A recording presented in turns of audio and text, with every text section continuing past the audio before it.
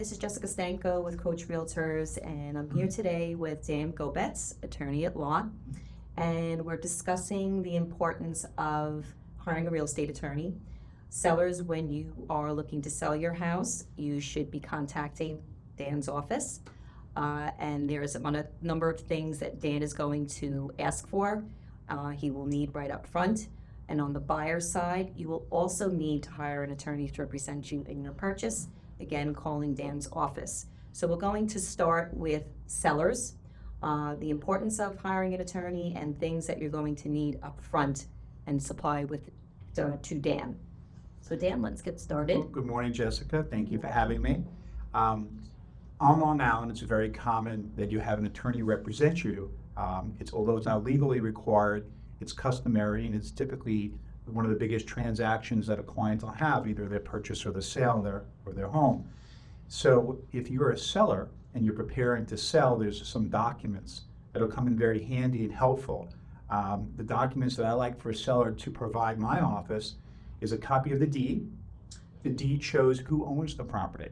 Sounds simple, but typically if it's a husband and wife who bought a house, and let's say the husband passed away, does the wife have the right to sell it? Occasionally it's in the name of a trust, an LLC, maybe some kids are also named on it. So we want to make sure that we have the correct owners of the property as the ones who are going to sign the contract. Right. So I always ask the clients to produce a copy of the deed. If the clients don't have a copy of the deed, it's not a big concern because I can obtain one from the county clerk's office or from a title company. But it's something that gets me off to a good start. Right. Another document that I like to have is a survey of the property. A survey of the property shows the dimensions of the lot, and it shows the structures on it. So if you have a deck, a pool, a shed, anything like that, I can see what you have, and then I can compare it to what we call the COs, which are the permits from the town. So if you put a pool in, which shows on the survey, I'm going to say, where's the corresponding CO from the town saying that that pool is legal? And that'll affect how I write the contract, whether I'm asking the buyer to take the property without having a CO, or I make the representation for my client that we do have it.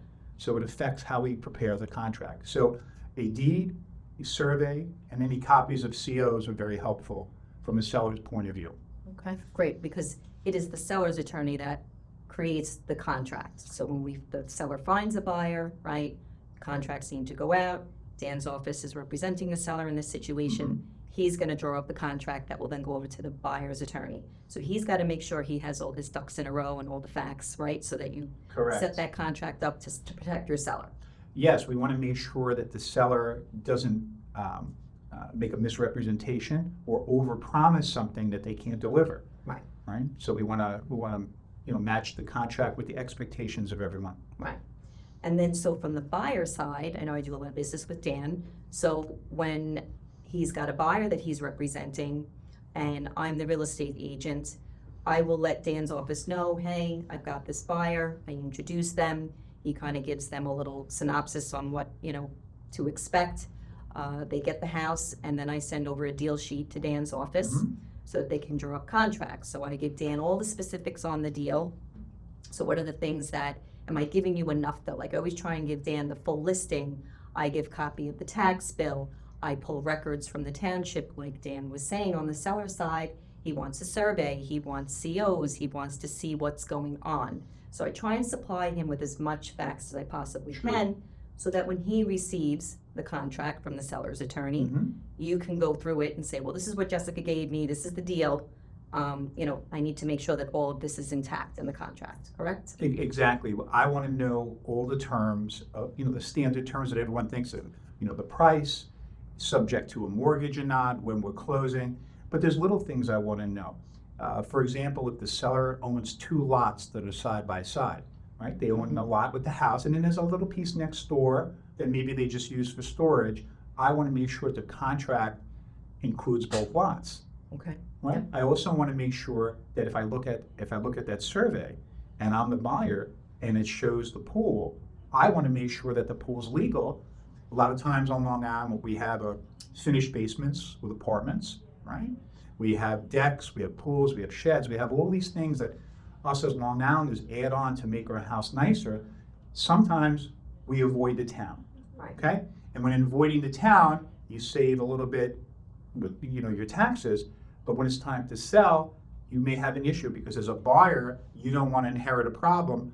God forbid you close, and then right after the town comes in and says you have a violation because you're doing X, Y, and Z. Right. So I want to make sure that that I can properly instruct the buyer as to what's in place, what their exposure is, and then they make a business decision. Say, Dan, don't worry about the deck, we're going to remove it, Right. but thank you for telling us. Mhm.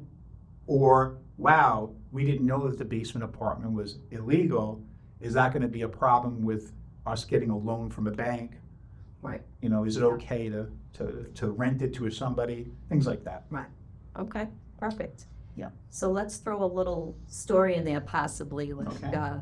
what's the craziest thing that's ever happened in a listing, or not in the listing, I should say, in a closing?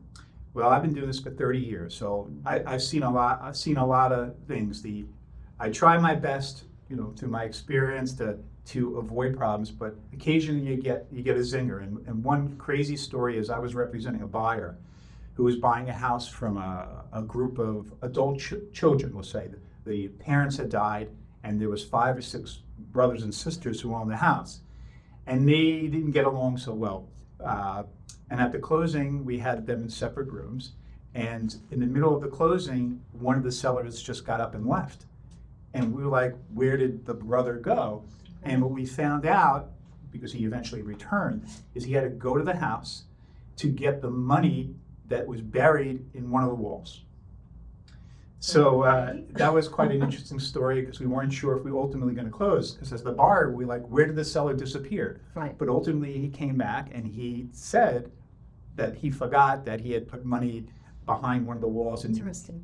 yeah, Yeah. so that was But in one the of end, you closed. We got it closed, and I protected the buyer, and we even got him a couple of dollars because he cut a hole in the sheetrock to take the loot out. Right. Oh, so it had to be repaired. So it had to be Yeah. repaired, so I got like a $500 credit for spackle and paint. All right, nice. I think my client would have preferred the cash, but we got him the Exactly. repair credit. That's a crazy story. Yeah. All right, well, anything else you want to add before we conclude? I just would say to anyone who's interested in buying or selling, as much preparation as you can makes the process go so much better. The more information your attorney has, the better advice that you can be given to protect you, to make sure you get what you're looking for, and to avoid some problem areas that could delay a closing. Right. Yeah. Right. Okay. Well, great. Thank you so much for coming down and My chatting with pleasure. us and educating buyers and sellers on the importance of having an attorney represent you in your purchase or your sale. Thank you for having me. You're welcome.